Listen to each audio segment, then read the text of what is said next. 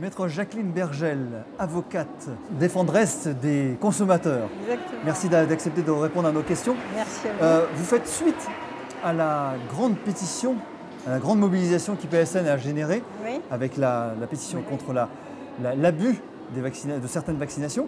Apparemment, vous continuez grâce à une pétition, à une action que vous voulez mener contre le gouvernement. Racontez-nous. C'est pas contre le gouvernement. Précisez-nous ça. Non, non. Si vous voulez, les 750 000 quand même citoyens qui se sentent concernés par ce problème du vaccin, qui est très simple malheureusement.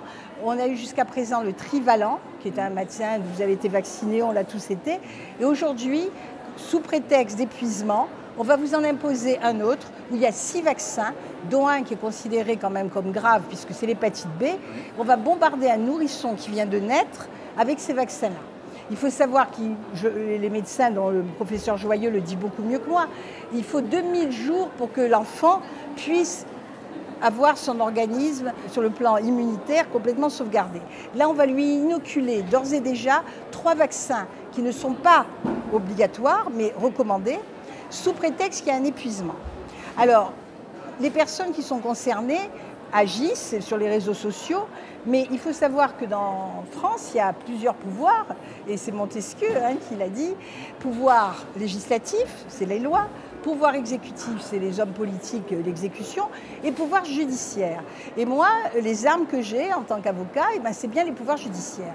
Si on explique à des magistrats que c'est pas normal, comme en mettant en cause, bien entendu, la ministre de la Santé, qui est au premier chef concerné, que c'est pas normal qu'à ce jour, on soit obligé de vacciner 3, comme on dit 2 en 1, mais là, ça va être 2 en 6, 3 en 6, en rajoutant des vaccins à des petits bébés qui sont absolument pas indispensables quand ils viennent de naître, sous prétexte que les laboratoires sont épuisés au niveau du vaccin de premier trivalent.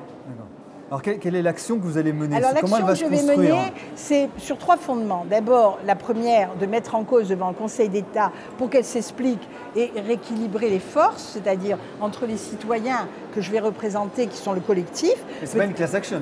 Non, mais ça peut être considéré, parce que comme... sur le plan anglo-saxon, la class action n'a pas été acceptée en France sous cette forme, mais ça s'appelle des actions groupées. C'est-à-dire qu'il va en avoir 100, il va en avoir 1000, il va en avoir 10, le sujet reste toujours le même. Et là-dessus, ce qu'on va faire, c'est qu'on va démontrer et qu'on va demander à la ministre de s'expliquer sur ce défaut de précaution, car à partir du moment où vous avez le principe de précaution, qui est un principe qui est accepté en France et qui est jugé d'ailleurs, et en lui expliquant, voilà, vous êtes au courant des méfaits qu'il peut avoir, pourquoi ne prenez-vous pas les précautions? Elle peut très bien répondre d'une façon claire, mais nous, en tant qu'avocat des deux côtés, car elle va prendre un avocat, on fait valoir nos droits. Le deuxième, c'est le principe de la vente forcée, la vente, ce qu'on appelle liée.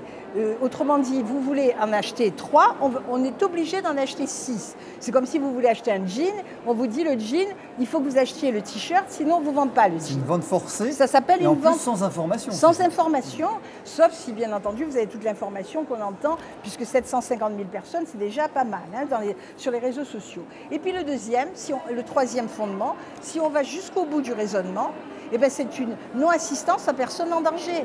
Pourquoi? Parce qu'on sait qu'avec ces vaccins, on risque de mettre un enfant en danger. Alors on va vous dire qu'il y a un problème de statistiques.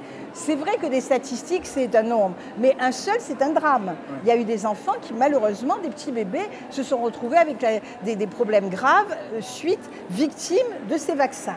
Et je veux insister, si je dois terminer, sur le fait qu'on n'est pas contre le vaccin. Cette action n'est pas contre la vaccination, contrairement à ce qu'on a entendu dans les médias. Aujourd'hui, on dit « soyons raisonnables ». Agissons avec des vaccins, mais des vaccins adaptés au petit bout de chou qui va naître. Et avec un calendrier avec un calendrier aussi, qui va adapter. Alors je suis doublement motivée, parce que je suis avocate et que j'ai fait souvent des actions importantes. Et deuxièmement, parce que je suis grand-mère bientôt, en décembre, et je ne veux pas qu'on mette à mon petit bout de chou l'hépatite B, alors que c'est peut-être pas des maladies qui sont actuellement. Je ne veux pas trop rentrer dans le détail technique, je veux juste rentrer dans les éléments juridiques. Il y a 2 décisions, dont une de la Cour de cassation, première chambre, qui dit qu'il y a un lien de causalité directe entre le vaccin de l'hépatite B et la sclérose en Ça a plaques. été avéré. Ça a été jugé, ça a été jugé. C'est clair. Donc c'est quand même grave de dire on va mettre ce vaccin sur le marché. Si les laboratoires ont des réels problèmes qui l'expliquent, on n'est pas des bornés, on essaiera de le comprendre.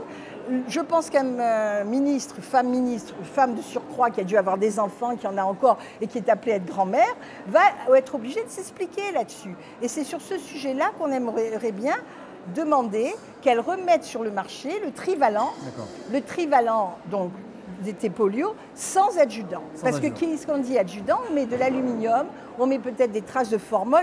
Encore une fois, je ne veux pas rentrer dans l'aspect. C'est juste l'aspect juridique. Voilà, c'est l'aspect juridique. J'habille juridiquement une contestation de 750 000 personnes. Voilà. Le calendrier? Le calendrier, normalement, c'est le 15 octobre que la requête va être déposée au Conseil d'État. Et vous attendez une réponse? Alors après, obligatoirement, c'est ce qu'on appelle l'équilibre des forces, ce qu'on appelle le contradictoire. Elle reçoit au niveau de son ministère cette requête. Elle doit y répondre dans un délai de 2 mois. Si elle n'y répond pas, ça s'appelle une décision tacite de rejet et c'est automatiquement mis devant le Conseil d'État. Et là, elle aura s'expliquer par voie de mémoire. Ce sont des conclusions sur lesquelles on se penchera et on répondra. Et là, la personne morale ou physique qui vous mandate pour mener cette action? C'est le collectif, un collectif qui a été orchestré, organisé par ceux qui rédigent justement le Congrès international de la médecine naturelle aujourd'hui, qui est M. Delivoye, en relation directe avec le professeur Joyeux, qui lui s'est bien exprimé sur ce sujet. Si on veut rejoindre cette action, non seulement il est nécessaire de signer la pétition, mais aussi de s'inscrire pour agir comme ce qu'on appelle un mandat pour agir en justice aux côtés de ce collectif. Et vous avez les mandats qui sont préparés uniquement à ceux qui le demandent. Hein. D'accord. Ouais. C'est pas une vente forcée. Non, surtout pas. Écoutez, j'espère que cette action va pourrait prospérer. Être menée à bien. Et en tout cas, on va faire passer le message. Merci, Maître, de nous avoir consacré un petit peu de temps. Merci à vous. Au revoir.